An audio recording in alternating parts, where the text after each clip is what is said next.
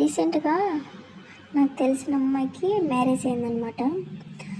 Actually ఆడేం జరుగుతుందంటే, ఇప్పుడు మనం పుట్టినప్పటి నుంచి మనం స్టడీ అయిపోయే వరకు మనం పేరెంట్స్ దగ్గర పెరుగుతాం, లేకపోతే హాస్టల్లోనో ఎలాగోలా అయిపోతుంది. మన లైఫ్ 21, 22 ఏజ్ వస్తుంది, జాబ్ చేస్తాము, అంత అయిపోతుంది, బాగుంటుంది, లైఫ్ అంతా పీస్ఫుల్గా నడిచిపోతుంది అనుకునే టైంలో పెళ్ళి అది ఇది అనేసి ఇంట్లో వాళ్ళ ఫోర్స్ వల్ల చేసుకోవడం, లేకపోతే ఓకే మనకి ఏజ్ అవుతుంది కదా, మనకి ఒక ఫ్యామిలీ సెట్ చేసుకోవాలి అనే ఆలోచనతో స్టార్ట్ చేస్తారు.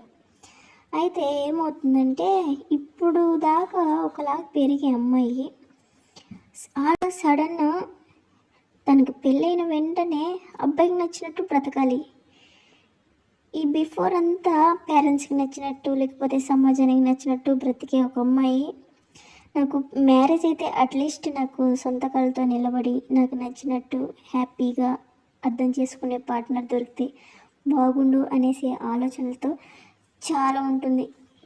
కాకపోతే ఇక్కడ జరిగేది ఏంటంటే, మ్యారేజ్ అవుతుంది, బాగానే ఉంది, అబ్బాయి బాగా చూసుకుంటున్నాడు, ఏం కావాలన్నా తెస్తున్నాడు, కేర్ చేస్తున్నాడు, అన్నీ చేస్తున్నాడు.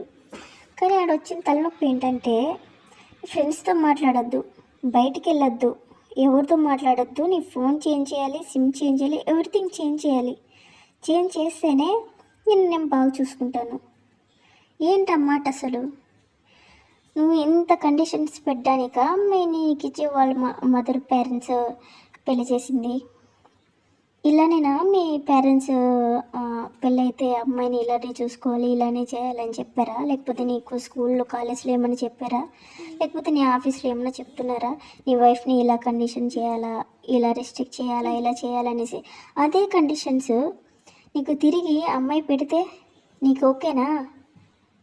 సరే ఓకే అనుకుందాం, నువ్వు సేమ్ అలానే నీ ఫ్రెండ్స్ వద్దు, ఫ్యామిలీ వద్దు, కాంటాక్ట్ నెంబర్స్ వద్దు, ఎవరొద్దు నీకు, నీ వైఫ్, మీ అమ్మ నాన్న, అత్తమ్మ, అంతే, వేరెవరొద్దు.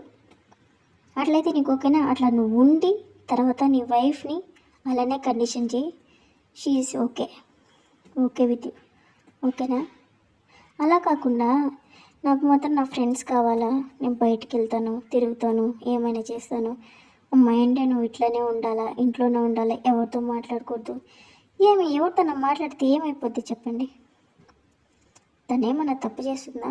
ఒకసారి మ్యారేజ్ అయిపోయాక తన ఫ్యామిలీ వేరే అయిపోతుంది, తన మైండ్లో ఫిక్స్ అయిపోతుంది, నా ఫ్యామిలీ ఇది, నేను వీళ్ళ కోసమే బ్రతకాలి అని. కానీ అబ్బాయిలకి అర్థం కావట్లేదే, అమ్మాయి ఇలా అనుకుంటుంది ఇలా అనేసి. మీరు మాత్రమే మంచివాళ్ళు, అమ్మాయిలు మాత్రమే చెడ్డవాళ్ళ? ఎందుకలా? మీకేమనిపిస్తుందో కమెంట్ చేయండి, మన ఛానల్ని సబ్స్క్రైబ్ చేసుకోండి.